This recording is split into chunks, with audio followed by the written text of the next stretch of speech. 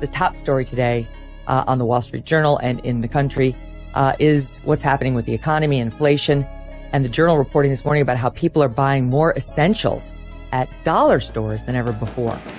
Yet the Biden administration continues to insist if you have fears over the economy, you're just thinking about it all the wrong way. You see, things are great. You just don't know it.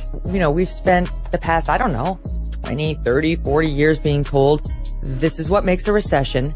And the past, week, less than, being told, forget everything we ever told you. The rules are different now that we have a Democrat in the White House. Yeah, well, first of all, it's not just 20 or 30 years. I mean, it's kind of always been described as 2 consecutive quarters of negative GDP.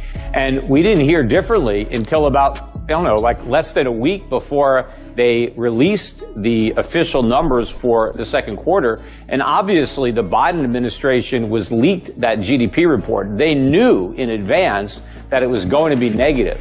And it wasn't until then that they came out with this ridiculous explanation or excuse that 2 negative quarters of GDP do not constitute a recession, because prior to that knowledge, they were pretending we had a strong economy. They kept talking about how strong the economy was. Well, it's been in recession the entire year.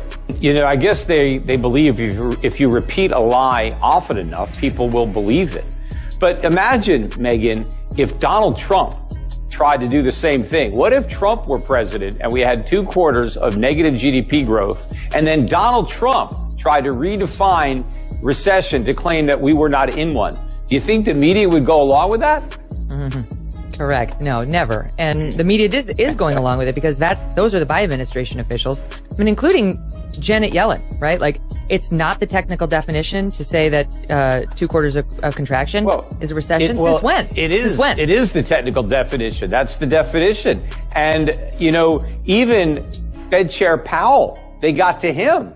They were able to intimidate him.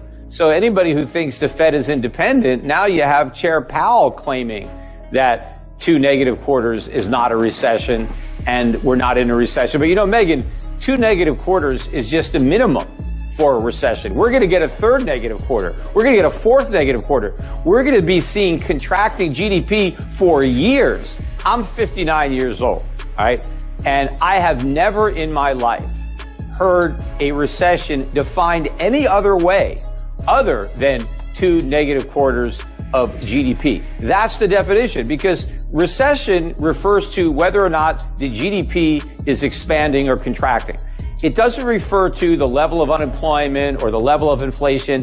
It specifically is there to reference what is happening with GDP.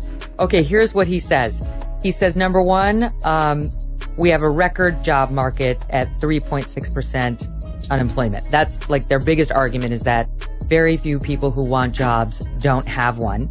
We've created, he keeps saying this, 9 million new jobs so far just since I've become president. He credits himself for every job people left and then refilled after the COVID lockdown opened up. The idea that Biden created any jobs, that's ridiculous. He didn't create anything.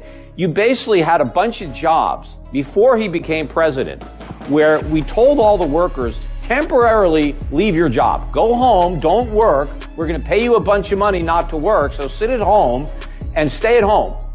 Now Biden walks into office and now we tell all those workers, hey, the jobs that we told you to leave, you got to go back to them. So people are going back to the jobs they temporarily left, and now Biden is saying, oh, look at me, I created all these jobs. Right. He hasn't created anything. Right. I'm sure if Biden wasn't president, we might have actually created jobs. Instead, because of his policies, we probably have fewer jobs, and the jobs that we have pay less. So, Peter, we get this Inflation Reduction Act of 2022, which is a lie. Well, it's unfortunate that we don't have a law that requires truth in legislating. But, if you want to know the effect of any kind of bill that Congress is, going to pass or the president's going to sign, it's easy. You just look at the title and you just think the opposite. So this bill is titled the Inflation Reduction Act. That means the bill is going to make inflation higher. That's always the case, right? If they have a tax simplification plan, it's going to make the tax system more complicated. It's always the opposite. And that's exactly what this bill is going to do, if it's signed into law, it will make inflation worse. Inflation will go up, it will not go down. And that's because you do not fight inflation by increasing government spending. You do not fight inflation by raising taxes on businesses. Because when you raise taxes on corporations, businesses, what you end up doing is getting less investment and you reduce supply. So less stuff gets produced, and that puts more upward pressure on prices. When the government spends more money, that's more demand, and that's putting more upward pressure on prices. The only legislation that the government could pass that would reduce inflation would be significant cuts in government spending, right? That would reduce or eliminate the budget deficits so that the Fed no longer had to monetize them. Also, the government could substantially repeal all sorts of rules and regulations that are currently running up the cost of doing business. And so if they reduce those costs, then businesses could pass on those savings to their customers. If they want to try to go after taxes, after inflation rather, through tax hikes, the only tax hikes that might work would be taxes that are targeted to the middle class and the poor, because you have to reduce demand. You have to reduce spending. Obviously, if you raise taxes on the middle class, they have less money to spend. But they're not going to do that. And of course, I don't prefer that. I would rather have government cut spending.